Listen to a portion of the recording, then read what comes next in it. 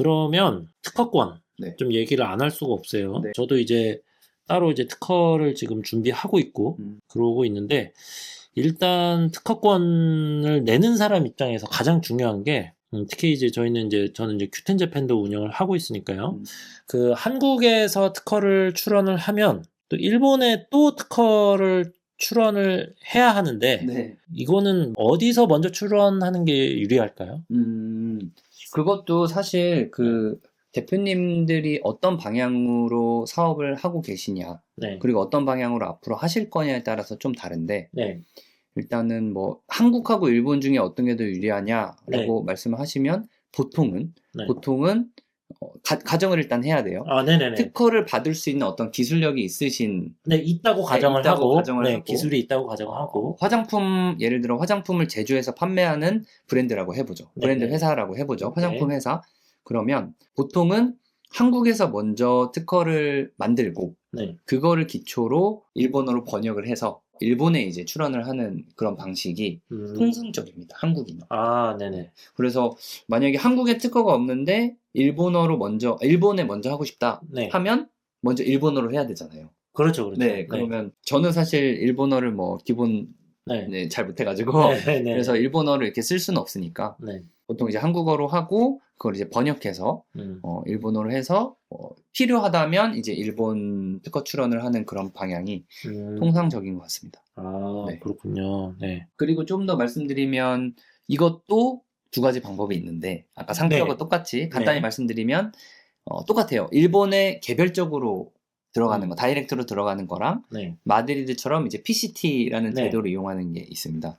그래서 PCT 제도는 한국에 있는 그 출원을 네네. 기초로 이제 PCT 명세서를 작성해서 네. 한글로 작성해야 되거든요. 한글 명세서를 작성해서 그걸 기초로 각 나라로 이제 나가는 거예요. 제가 지금 이해한 거는 PCT 명세서라는 게 어쨌든 그러면 특허에 관련된 내용을 정리한 문서인가요? 맞아요. 맞나요? 출원서? 네, 그렇게 네. 보시면 돼요. 출원서? 네네.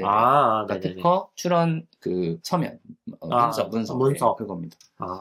네네. 그러면 네. 리셀러 기준이 아니고 네. 자기 브랜드를 가지고 네. 화장품을 제조하고 이제 유통하시는 분들을 위해서 조금 질문을 드리면 네. 일단 화장품과 관련돼서 어떤 특허를 좀 받을 수 있는지가 좀 궁금하거든요. 그렇죠. 예. 화장품과 좀 범위가 좀 관련해서. 넓긴 한데. 그쵸. 예. 대표적으로는 화장품에 들어가는 성분이 있잖아요. 네. 그 성분이 특허를 받을 수 있는 성분일 수 있어요.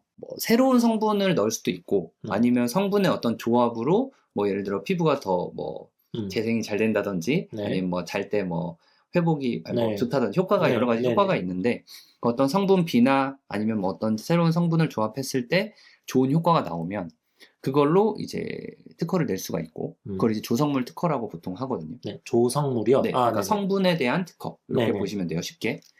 그렇지 않더라도 어떤 화장품의 제형. 네네. 제형도 여러 가지가 있잖아요. 그렇죠. 그래서 그런 제형의 특징이 있으면 그걸로도 특허를 받는 경우도 있습니다. 네. 그리고 제조 방법에 대해서도 받을 수 있는데 이런 어떤 물질 자체는 기존에 있는 거긴 한데 네. 제조 방법이 특이하다거나 아니면 그 제조 방법으로 제조된 물질 자체가 좋은 효과가 있다거나 또는 이럴 수도 있겠죠. 내가 완성을 했어요. 어떤 제조 방법 A, B, C, D를 통해서. 내가 이 성분이 뭔지 정확히 모르겠어. 근데 좋아. 그럴 수도 있잖아요. 네, 그렇죠. 그런 경우에 이제 제조 방법 자체로 해서 특허를 받을 수도 있습니다. 그리고 좀 더 확장을 하면 용기도 특허의 대상이 돼요. 용기? 네. 일반적인 용기는 대상이 안 되겠지만 사실 화장품을 담을 때 안에 있는 성분을 소비자가 가장 편하게 사용할 수 있게 용기를 계속 개량할 수 있잖아요. 그렇죠, 우리나라에서도 그렇죠. 이제 용기 전문 연우 같은 기업 같은 경우는 화장품 용기를 엄청 납품을 하고 그거에 어떤 화장품의 맞춤으로 용기를 제작해서 하는 기업으로 알고 있는데 예를 들면 그런 기업들도 용기 특허를 되게 많이 내거든요. 그러니까 용기 자체도 의미가 있을 수 있다. 네, 그렇게 보통 그 정도로 나누면 될 것 같습니다. 네. 혹시 그럼 용기 얘기가 나와서 그런데 사실 처음 화장품을 제조하려는 입장에서는 어떤 식으로든 이제 다른 업체랑 차별성을 두려고 하고 용기 디자인 가지고도 뭐 이게 디자인권이 됐든 네. 어쨌든 지적재산권 보호받을 수 있는 게 좀 있을까요? 그쵸. 용기 아까 말씀드렸듯이 용기에 어떤 특징이 있는 경우에 네. 그게 뭐 기술적인 특징이 있으면 구조적인 특징이라고 하죠. 그러면 뭐 특이한 그런 어떤 좋은 점이 있거나 네. 그런 게 있으면 이제 특허로 신청을 해볼 수 있고 그래서 등록을 충분히 받을 수 있고요. 네. 그리고 용기 자체는 이제 외형이잖아요. 네. 외형인 경우에는 그걸로 디자인권도 또 신청을 해서 받을 수가 있습니다. 그러니까 용기 하나로 봤을 때 특허도 되고 디자인도 될 수도 있는 거죠. 네. 그랬을 때 특허로도 내고 디자인으로도 내면 네. 그걸 따라하는 사람들한테 권리 행사를 할 때 다방면으로 좀 할 수가 있는 부분이 있습니다. 그러니까 더 권리자가 더 보호받을 수 있는 네. 범위가 더 넓어진다는 그쵸. 말씀이시죠? 네. 서로가 성격이 다른 권리니까 네. 그 상대방이 외형만 따라할 수도 있고 네. 아니면 외형 말고 어떤 기술적인 부분 따라할 수 있는데 네. 기술적인 부분 따라했다면 특허로 이제 할 수 있고 네. 외형적인 부분이 너무 비슷하면 디자인으로 하지 말라고 할 수도 있고 이렇게 좀 더 보호 범위가 다각화된다고 보시면 됩니다. 그러면 네. 화장품 제조사는 보통 특허를 어떤 식으로 활용하죠? 저도 사실 화장품 제가 사업을 하진 않아가지고 네 그렇긴 한데 보통 이제 ODM이나 OEM 단계에 있는 우리나라의 뭐 유명한 기업이 한국콜마나 코스맥스 그때도 저희가 뭐 대표님이 얘기했었지만 엄청 크잖아요. 네네, 엄청 크고 엄청 크죠. 네. 그런 회사들은 이제 제조를 주로 하는데 그런 경우에는 자기네들이 개발한 조성물, 아까 말씀드린 조성물이나 아니면 조성물로 가는 제조 방법 특허를 많이 냅니다. 생각하시는 것보다 훨씬 많이 내고.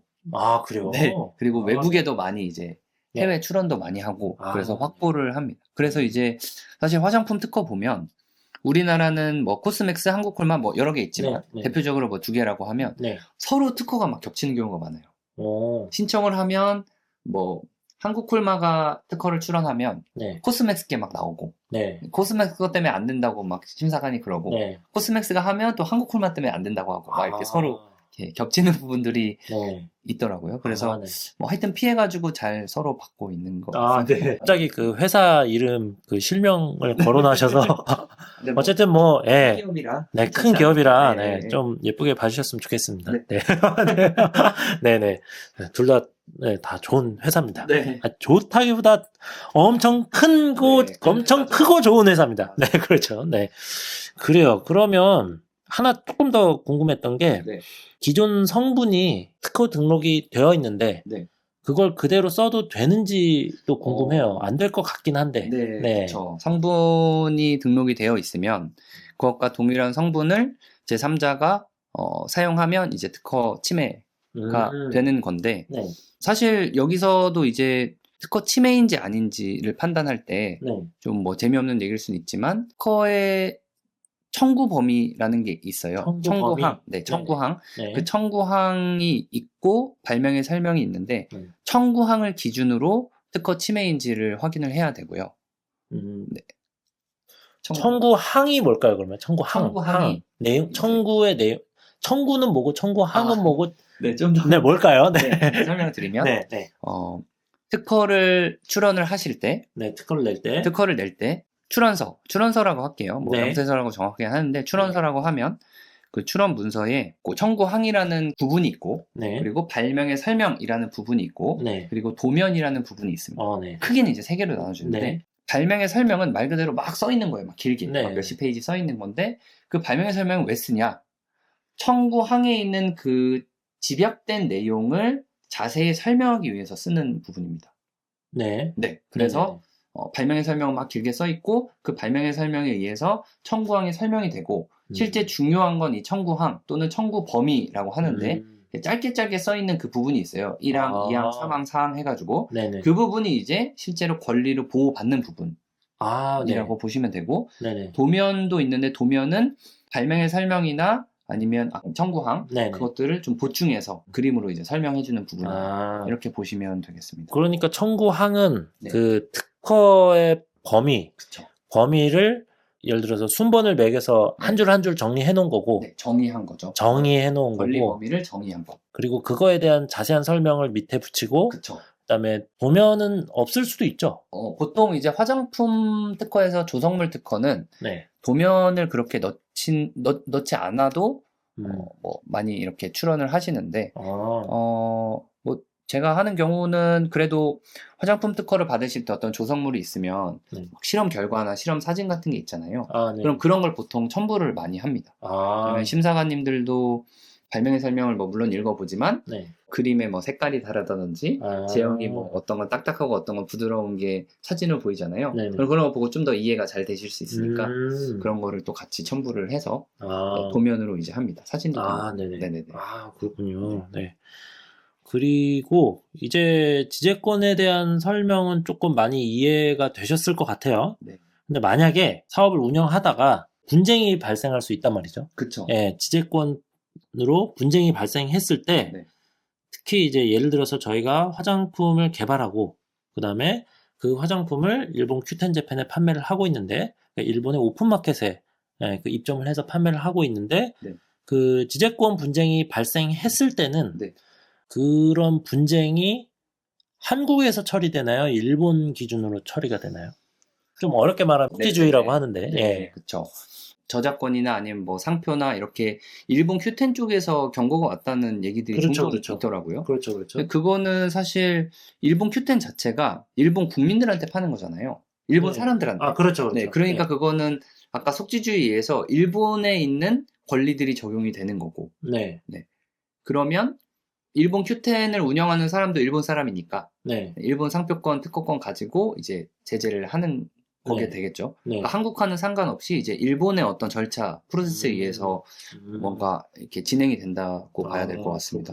그리고 제가 계속 일본 얘기만 좀 하고 있는데 큐텐 재팬을 주로 운영을 하다 보니까 그런데 이 일본 역직구를 시작하시는 분들 중에서도 해외 구매 대행이나 아니면 국내 리셀 하시다가 이거 하시는 분들도 많거든요. 근데 그 중에서 지재권 관련해서 쿠팡의 지재권 이슈가 한참 심했어요.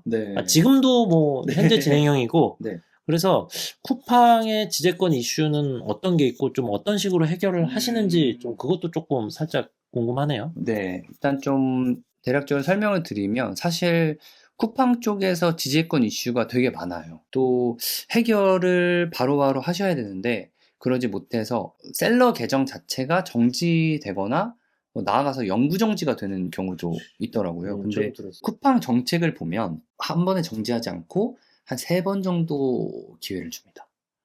세 번째가 보통 이제 뭐 야구로 따지면 뭐 3아웃 정도로 해서 첫 번째, 두 번째는 이제 경고를 하고 그 경고에 대해서 계속 뭔가 반복이 되면 이제 마지막 경고 때 계정을 정지하면서 소명을 하라 이렇게 하면서 이제 정지를 시키거든요. 근데 보통 이제 저희한테 오실 때 3번째에 오세요.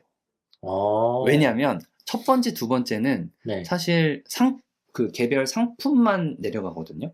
그러니까 판매 중인 게 내려가면 그러니까 판매 페이지가 사라진다는 거죠. 그렇게 되면 이제 셀러분들 입장에선 뭐 다른 거 팔면 되지.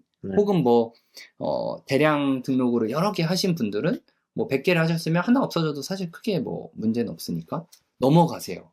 사실 여기가 문제인데 그렇게 해서 첫 번째, 두 번째 경고에서 별다른 대응이 없다가 세 번째 때 이제 쿠팡이 다시 경고를 하면서 계정 자체를 정지해버립니다.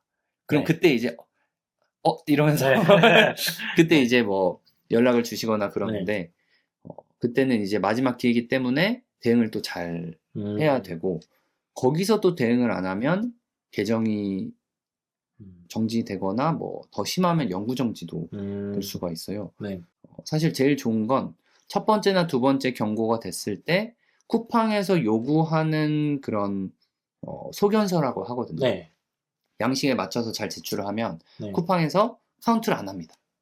그 3아웃이면 뭐 2아웃 막 이렇게 상태가 아니라 다시 1아웃, 아웃이 안 된 상태. 그렇게 돼서 경고가 안 맞는 상태로 계속 유지를 해야 나중에 진짜 뭔가 소견서로 극복이 안 되는 경우가 생겨도 기회가 있는 거죠. 그래서 제가 좀 이렇게 말씀드리고 싶은 게 셀러분들이 경고를 받으시면 꼭 대응을 하셔라. 요거를 좀 처음에 말씀드리고 싶고 그리고 메일을 잘 보셔야 됩니다. 왜냐면 쿠팡에서 전화를 안 하거든요. 전화를 안 하고 메일로 이제 지식재산권 침해입니다. 혹은 저작권 침해입니다라고 하는데 사실 셀러분들 바쁘시잖아요. 네. 그러다 보면 메일을 놓치세요. 뭐 메일이 또 많이 오고 막 스팸 메일 섞이고 이러면 놓칠 수 있는데 네. 뭐 쿠팡에서 뭐 반복적으로 메일을 더 보내긴 하는데 응답이 없으면 그냥 원아웃으로 쳐버립니다. 아, 그러면은 실제로도 네. 쿠팡 관련해서 지재권 이슈로 해결해드린 사례가 조금 있을까요? 네. 해결해드린 사례가 있고, 네. 뭐, 최근에도 쿠팡에서 그런 경우가 있었어요. 특정 제품이었는데, 네네. 그 제품을 셀러분이 오리지널 그 제조하시는 회사에서 네. 중간 유통을 거쳐서 이제 받아가지고 파는 거예요. 브랜드 제품. 네. 브랜드 유통을 하신 거죠. 브랜드 유통을 하신 거죠. 그리고 중간에 그 중간 유통 껴있고, 네네. 그래서 이렇게 해서 하셨는데, 쿠팡에다 판매를 하셨는데, 네. 그거에 대해서 이제 쿠팡에서 상표권 침해라고 왔습니다. 근데 이제 아까 말씀드렸듯이 정품을 팔면 괜찮다고 했잖아요. 네, 그렇죠. 네, 정품을 팔면 괜찮은데 이제 쿠팡에서는 판매 회사에서 허락을 해준 게 맞냐? 네네. 이거를 물어보는 거죠. 그렇죠. 그래서 정품 회사에서 허락도 안 하고 막 모르는데 뭐 갖고 와서 팔거나 아니면 허락도 안 받고 파는 거면 모방품일 수도 있잖아요. 그렇죠. 그렇기 때문에 더더욱 그거에 대해서 이제 소명 요구를 합니다. 네. 그래서 이제 제가 이제 고객분하고 같이 해가지고 요거는 중간 유통 통해가지고 제품을 가져와서 정품을 파는 거다. 그리고 이제 요 당사자 간의 계약서, 네. 혹은 제품 뭐 이렇게 납품하겠다라는 그런 계약서를 쿠팡에다 이제 첨부 파일로 해서 제출했더니 네. 뭐 날짜나 이런 거 다 보시고 쿠팡에서 이제 풀어주신 계정 정지됐다가 이제 해제가 된 거죠. 그래서 이제 그렇게 되는 케이스도 있고, 네. 아니면은 뭐 디자인권 같은 경우에는 네. 의류가 좀 많아요. 디자인권. 의류? 네. 네. 옷이죠. 네, 옷. 근데 옷은 또 등록이 빨리 되거든요. 한 네. 2주면 돼요. 2, 3주. 그래서 등록이 된 의류인데 그거를 셀러가 파는 거죠. 네. 팔았는데 디자인권 등록이 돼 있으니까 쿠팡에서는 팔지 말라라고 이제 또 계정 정지하거나 경고를 하는 거예요. 네. 근데 사실 이 등록받은 디자인이 심사를 정상적으로 받아서 등록된 게 아니고 의류 같은 경우는 빨리 등록을 시켜주거든요. 신속하게. 네. 그래서 등록이 된 거고 실제로는 등록이 안 되는 디자인일 수가 있어요. 네? 왜냐하면 그 옷이 사실 중국에서 신청일 전에 이미 중국에서 많이 유통을 하는 유통이 그런 돼 옷을, 있고.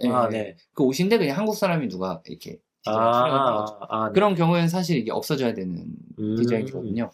그런 경우에 근데 그 디자인권자가 셀러한테 이제 팔지 말라라고 해서 경고를 한 거예요. 쿠팡 통해서. 네네. 그래서 이제 저희가 어떻게 했냐면 이 디자인은 사실 중국에서 먼저 제조를 해서 네. 판매를 많이 하는 제품이기 때문에 이 디자인은 없어져야 되는 거다. 그걸 이제 무효라고 하는데 없어지는 디자인이다라고 하면서 디자인권 법리들이 있어요. 네네. 그러니까 이제 뭐 그런 디자인에서 이제 인정하는 그런 침해가 안 되는 그런 요건들이 있는데 그런 것들을 이제 소견서에 써가지고 또 해결이 된 그런 사례들이 있습니다. 네. 그런 것들이 있고 사실은 혼자 그 셀러분들이 직접 하시면 제일 좋은데 좀 그런 법이 사실 어렵잖아요. 어렵죠. 그래서 그런 것들을 좀 도와드리는 케이스가 좀 있다라고 보시면 될 것 같아요. 그리고 또 많이 되는 게 저작권. 그렇죠. 상세 페이지 이제 침해한 경우에 상세 페이지를 이제 긁어가지고 상품 업로드 이제 하시는 경우에 문제가 안 생길 수도 있지만 문제를 걸면 문제가 생길 수 있습니다. 그 부분은 그렇죠. 그대로 쓰면 그대로 쓰면 문제가 되고 조금만 바꿔도 어차피 사실 저작권법으로 들어가면 보통 이제 침해인 경우가 많아서 제 입장에서 추천드리고 싶은 건 직접 상세 페이지를 꾸미시는 게 촬영도 직접 하고 그게 제일 문제가 없는 거긴 합니다. 그건 오히려 본인이 만든 거기 때문에 그걸 남이 따라하면 오히려 이제 저작권 저촉이 된다라고 오히려 제가 말할 수 있는 거죠. 본인이 그렇게 이제 보시면 되고. 만약에 상세 페이지를 제가 처음부터 다 만들었어요. 촬영도 제가 다 하고 그 상태에서 제가 그 상세 페이지를 따로 뭐 디자인권을 뭐 내거나 그러지 않았는데 그러니까 시기적으로 내가 먼저 만들어서 사용하고 있는 상세 페이지를 뭐 몇 개월 있다가 뭐 다른 사람이 쓴다. 그럴 경우에도 보호를 받을 수 있나요? 좀 차이가 있는 게 아까 전에 특허권, 상표권, 디자인권 같은 거는 특허청에 이제 신청을 해서 출원을 해서 등록을 받는 절차가 필요해요. 근데 저작권을 만들면 발생을 합니다. 권리가. 아까 이제 질문 주신 걸로 하면 저작권 회의에 등록을 하면 뭐 여러 가지 이점은 있어요. 뭐 네. 법정 손해배상 청구도 가능하고 네. 입증도 쉽고 내 거라는 입증이 쉽긴 네. 한데 그쪽에 이제 창작자랑 다 넣으니까요, 정보들. 네. 근데 사실 저작권 등록을 하지 않더라도 저작물을 내가 만들었으면 네. 그때부터 발생은 하는 거는 맞아요. 아. 효력이 있는 건 맞기 때문에 내가 먼저 했다는 거를 내가 입증할 수 있으면 네. 그러면 이제 저작권 저촉이 된다라고 얘기를 할 수 있고 네. 플러스 그게 입증이 좀 사실 쉽지 않을 수도 있잖아요. 시기적으로 뭔가 누가 처음이다라는 거를. 그렇죠. 네. 네. 그런 경우에는 내가 꼭 이걸 보호받고 싶다라고 하면 저작권 등록을 하면 됩니다. 근데 저작권 등록이 특허상표 디자인과 다른 점은 심사가 없어요. 아, 네. 네, 무심사주의라고 해서 신청을 하면 등록이 됩니다. 아, 네. 네네네. 그래서 저작권 협회에 들어가셔서 이제 신청을 하셔서 등록을 하실 수가 있다. 이렇게 이제 보시면 되겠습니다. 아, 그럼 그런 거는 이제 신청하면은 시기적으로 그냥 거의 바로 나오나요? 바로는 아니고 뭐 1주, 2주 요 정도는 이제 그 어떤 저작물이 실제로 대상이 되는지 네네. 그 뭐 정보도 봐야 되고 하니까 그런 거를 이제 그쪽에서 보긴 하는데 상표처럼 2년 걸리고 이런 건 아니고 네. 한 1, 2주 정도 보시면 돼요. 네. 네. 혹시라도 그 영상 보시다가 이런 그 지적재산권 관련해서 궁금한 점 있으시면 저희 댓글로 남겨주시면 제가 다음에 뭐 영상이 됐든 아니면 그냥 댓글에 대댓글로 써드리든 간에 한번 그 답변을 드리는 게 네, 맞을 것 같습니다. 저도 최대한 질문을 엄청 많이 준비해서 사실은 미리 여쭤봤어요. 그렇죠. 네, 미리 보내드려서 여쭤봤는데도 차마 다 모든 부분을 커버를 할 수 없기 때문에 네, 좀 이해해 주셨으면 좋겠습니다. 네. 뭐 저는 오늘 인터뷰가 처음이었는데 어떠셨나요? 네. 저도 아니 그 이게 막 너무 어색해. 너무 어색해. 네, 즉석에서 이렇게 질문을 하셔가지고 네. 그런 게 좀 쉽지는 않았는데 하여튼 네. 재밌게 했던 것 같습니다. 네. 뭔가 이제 해외 그 일본 쪽이 같이 들어가니까 네. 좀 더 이제 어려운 부분이 있고 맞아, 어려워요. 네, 셀러분들도 좀 고민이 많으실 것 같아요. 특히 이제 저작권 같은 부분도 큐텐 쪽에서 만약에 경고가 들어온다 그러면 뭐 한국도 사실 대응이 쉽지 않은데 일본은 더 어렵지 않을까 그런 생각이 좀 들긴 하네요. 네. 그러면 이번 영상은 여기까지 하겠습니다. 네, 구독, 좋아요. 이거 해야 돼요. 네. 민망해. 네, 구독, 좋아요, 알림 설정 해주시면 저와 여러분이 함께 성장하는 힘이 됩니다. 이번 영상 여기서 마치겠습니다. 네, 감사합니다. 네, 저희 그 영상 끝날 때 뭐 하는지 아시나요? 몰라요. 영상 안 보셨죠? 끝까지 끝에 부분 봤어요. 끝부분이 제일 중요한데. 네. 지자스라고 한번 외치고 끝납니다. 어떻게 외쳐요? 네. 지자스 하고 하시면 지자스. 됩니다. 알겠습니다. 네. 하나, 둘, 셋 하면 한번 외쳐볼까요? 이거 뭐 손은 안 해도 돼요? 손은 보통 이러는데. 네. 화이팅 두 개. 네. 네. 하나, 둘, 셋. 네. 지자스. 네. 민망하네요. 좀 먹고 살려니.